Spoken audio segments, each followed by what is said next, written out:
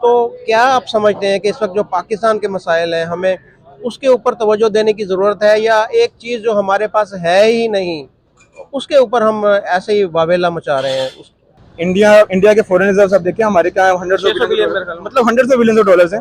170 अरब तो बलोचिस्तान में तकरीब कारी पे खर्च करते हैं, कबायली पट्टी पे करते हैं। अपने पॉलिटिकल इश्यूज पे फोकस करें कि बजाय इसके कि वो हमारे जो इकोनॉमिक इश्यूज हैं और जो आप देख रहे हैं कि हमारे जो फॉरेन रिजर्व्स हैं वो बिल्कुल खत्म होने वाले हो चुके हैं। 4 से 5 बिलियन डॉलर रह गए बाकी। और मतलब ये है कि बिलावल गया तो उसके साथ क्या सलूक किया। बिलावल के अब्बा ने तो हमेशा इंडिया के लिए नरम गुफ्तगू की, बिलावल ने भी कभी सख्त गुफ्तगू नहीं की। तो ये सारे मसले मुझे नहीं समझ आ रही कि वो एहतजाज की वहाँ जरूरत है क्या। अगर आप इंडियन ऑक्युपाइड कश्मीर देखें तो देखें वो किस तरह तरक्की कर रहा है, वो किस तरह के प्रोजेक्ट्स, इंटरनेशनल प्रोजेक्ट्स वहाँ पे आ रहे हैं। इन चीज़ों के नताज फौरी तौर पे तो नहीं निकलते, लेकिन इंडिया को एक दिन टूटना है। कि सबसे पहले उनको चाहिए, और खसूसी बलूचिस्तान जिस तेजी के साथ जा रहे, मेरे ख्याल में अल्लाह ना करे कि पाकिस्तान दोबारा बांग्लादेश की तरह टूट ना जाए। कि पाकिस्तान एक एटमी कुव्वत है, फौज है, जितने मर्जी माशी हालात ख़राब हो पाकिस्तान पे हमले का तसव्वुर भी इंडिया नहीं कर सकता। जिस दिन इसने ये काम किया इंडिया का वजूद ही नहीं रहेगा। इदारों को अपनी तरफ से जा रहे 80+% उनको डिफेंस के नाम पे जा रहे। हालांकि 75 साल से हमने कोई जंग जीती नहीं, ना कभी हम आने वाले 75 साल से कब जीतेंगे, यकीन करें। हालांकि 75 साल से हमने कोई जंग जीती नहीं, ना कभी हम आने वाले 75 साल से कब जीतेंगे, यकीन करें।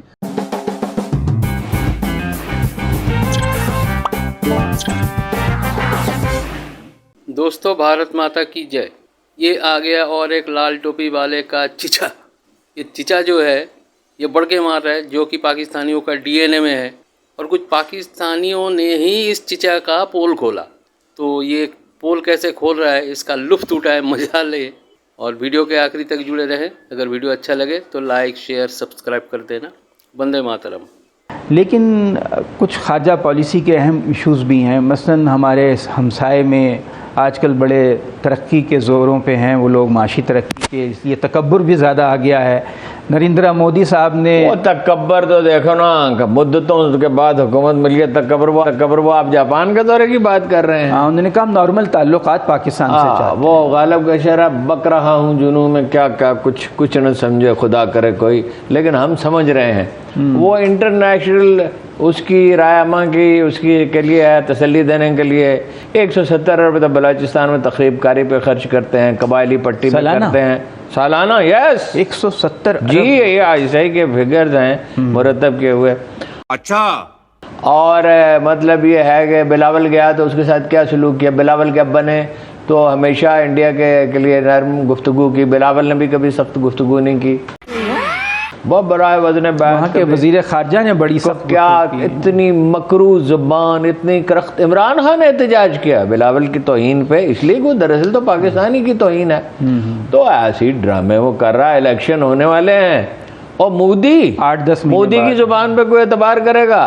वो गुजरात का कसाई कातल है जी, जिसके अमेरिका में, बरतानिया में दाखिले पर पाबंदी थी, हो सकता है इलेक्शन लड़ना है। उनके ख्यालात बदल गए हों। कैसे बदल गए उसके ख्यालात, है जी।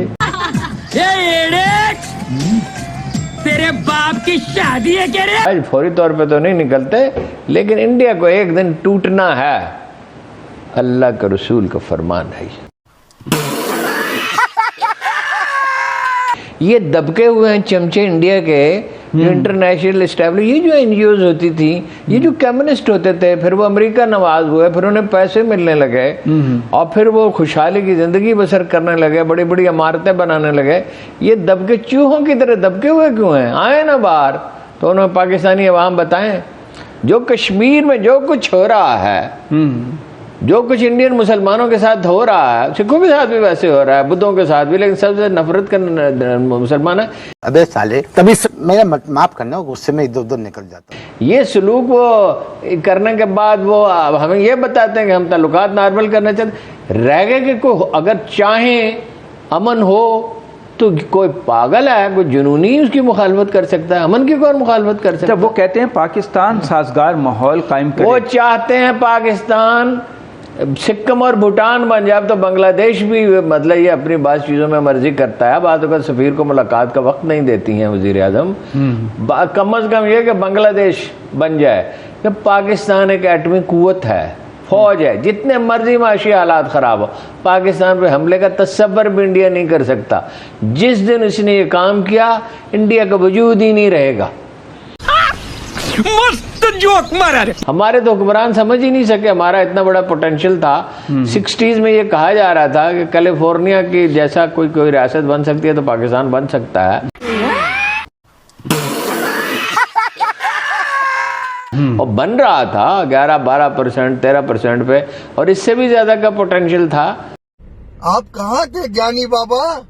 उसके बाद अगर इस्तेहकाम रहे नहीं, इसके बाद भुट्टो साहब तो शरीफ ले आए, इसके बाद या पहले तो या खां आए, बर्बादी उन्होंने की, फिर भुट्टो साहब ने ब्रेन ड्रेन, इंडस्ट्री तबाह, फिर उसके बाद नवाज शरीफ और बेनजीर क्या करती रही, आपस में लड़ाई, एक जा रहा है दूसरा आ रहा है, दूसरा जा रहा है। उसके बाद मुशर्रफ के दौर में कुछ, और तरक्की तो सिविलियन हुकूमत में होनी चाहिए, सारी दुनिया में तो सिविलियन में होती है। यहाँ तरक्की यूब खान के दौर में, मुशर्रफ के दौर में, जावला के दौर में। ये बड़ा मौजू है, इस पे किसी दिन और बात करेंगे। अभी ना वक्त मुक आ गया, अब जब आप फ्लो में आते हैं वक्त मुक जाता है।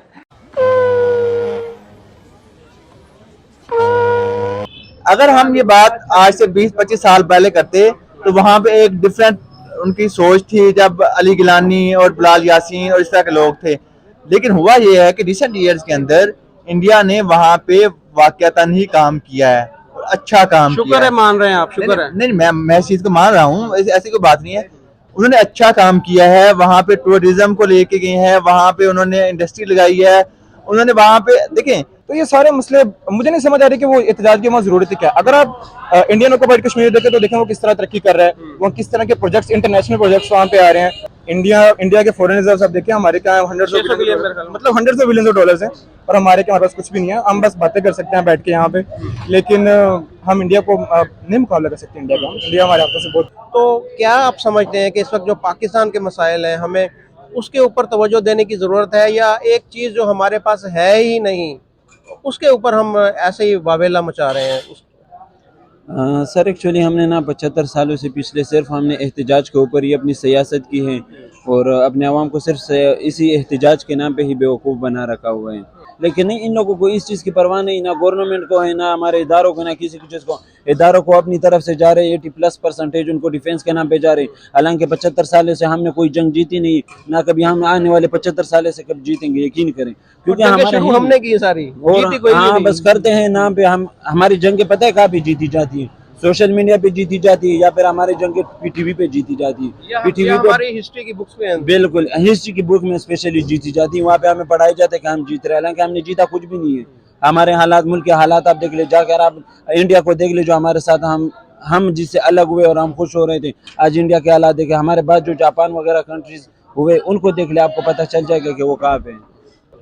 जैसा कि आपने कहा, आपकी बात बिल्कुल दुरुस्त है। मैं ये आपको बताना चाहता हूँ कि इस वक्त जो हमारी सियासत चल रही है ना, और जो गंदगी हमारे पाकिस्तान में चल रही है, अगर वो पॉलिटिक्स की वजह से, जर्नलों की वजह से, जिसकी वजह से भी है, इस वक्त हमें पाकिस्तान की ज़रूरत है। हमें किसी बाहर एहतजाज की ज़रूरत नहीं है, ना हमें कश्मीर की बात की ज़रूरत है, ना हमें किसी और कंट्री में जाने की ज़रूरत है। हमें अगर ज़रूरत है इस वक्त पाकिस्तान को बदलने की ज़रूरत है। 75 सालों से ऐसी सियासत हमने नहीं देखी, 75 सालों से हमने इतनी गंदी सियासत नहीं देखी, इतने मुल्क के हालात इतने ख़राब हमने नहीं देखे जितनी हम पहले दफ़ा कोई ऐसी। अच्छा, आपसे मैं पूछूंगा कि आपकी क्या राय है कि यहाँ पर जो एहतजाज करने गए हैं, तो इन्हें ये नहीं चाहिए कि अपने सिंध के ऊपर फोकस करें, अपने पंजाब के अंदर जो मसाइल हैं, या बलूचिस्तान के जो मसाइल हैं, या फाटा के जो मसाइल हैं, खैबर पख्तूनख्वा के मसाइल हैं, मसाइल से इस वक्त पाकिस्तान भरा पड़ा है, तो वो मसाइल तो हल कर लें। आप जो आपको फिक्र पड़ गई है कि जी कश्मीर के अंदर जाकर हमने एहतजाज करना है, तो हमें पहले अपने आप को ठीक करने की ज़रूरत नहीं है? सबसे पहले बात तो ये कि हमें ये ज़रूरत नहीं कि हम इंडिया के साथ अपना हम कहें कि हम उनके साथ बराबर हैं। अगर आप उसके जो फॉरेन मिनिस्टर, अगर अब उसकी तालीम को देखें, उन्होंने मेरे ख्याल में मैंने देखा था, हाँ जयशंकर, उन्हें तीन डिग्री लिया है, PhD का है। उन्होंने पुलिस कमीशन में फर्स्ट नंबर सारे इंडिया में लिया है। लेकिन आज अगर हमारे फॉरेन मिनिस्टर को देखो तो उसने सारा उम्र इंग्लैंड में गुजारा है, ना उनको सही तरह उर्दू आती है, ना वो हमारे मसाइल उधर किस तरह पेश करेंगे। एक अगर हम तालीम याफ्ता बंदे को फॉरेन मिनिस्टर बनाइए तो अपनी स्कोरिंग के लिए कर रहे हैं फॉरेन मिनिस्टर, पहले तो इसको जाना नहीं चाहिए, क्योंकि हम उनके बराबर नहीं है, हम गुलामी की तरफ जा रहे हैं। परवेज अयूब खान से लेकर इधर तक आसिम मुनीर तक ये सब अपने मनमानी कर रहे, आईन और कानून नहीं मानते। अगर आप रिसेंट सिचुएशन देखें, और दूसरी बात ये कि पाकिस्तान को अगर वो कहते कि मैं इंडिया के साथ बराबर रहूं, मैं उनके साथ मुकाबला करूं, अफगानिस्तान के साथ मुकाबला करूं, या वो चाइना के साथ, देखो चाइना ने हमें गुलाम की तरह पाला हुआ है, वो जो कहते हैं हम लब्बे कहते हैं, हम क्यों उनके बात को माने? हया हमारे अवाम किस दर्जे पे खड़ा हुआ है? वो चाइना तो के अंदर एक सूबा है युगोर सूबा, वहाँ पर जो लाखों मुसलमान हैं उनको गुलाम बनाकर रखा गया है। ना वो तो सही तरीके से नमाज पढ़ सकते हैं, ना वहाँ पर वो दाढ़ी रख सकते हैं, ना वहाँ पर वो अजान दे सकते हैं, वहाँ पर कोई मजहबी आज़ादी नहीं। लेकिन आज तक पाकिस्तान के अंदर किसी सियासी जमात ने, किसी मजहबी जमात ने इसके ऊपर आवाज़ ही नहीं उठाई। ना हमारा मीडिया उसके ऊपर आवाज़ उठाता है, ना हमारी कोई इस्टेब्लिशमेंट, ना हमारे पॉलिटिशियन, कोई उसके ऊपर आवाज़ नहीं उठाता। आखिर क्यों? हमें कश्मीर के मुसलमानों की फिक्र पड़ी होती है, हमें इंडिया के मुसलमानों की फिक्र, हमें फ़लस्तीन के मुसलमानों की फिक्र, और यहाँ पर हमारे बिल्कुल हमसाए जो मुमालिक है, मुल्क है, चाइना है, वहाँ पर इतना जुल्म हो रहा है मुसलमानों के ऊपर, कोई आवाज़ ही नहीं उठाता वहाँ। और फिर दूसरी बात आपने की कि चाइना के साथ अभी जो चाइना मुआहदे कर रहे हैं पाकिस्तान के साथ, किसी को भी पता नहीं है, हमें आज तक पता नहीं कि क्या मुआहदे करे और किसके फेवर में हो रहे हैं। मेरे ख्याल में जो हमने जो स्टडी किया है, जो मुताला किया है, वो ये है कि जो ही फेवर है वो चाइना खुद ही ले रहे हैं।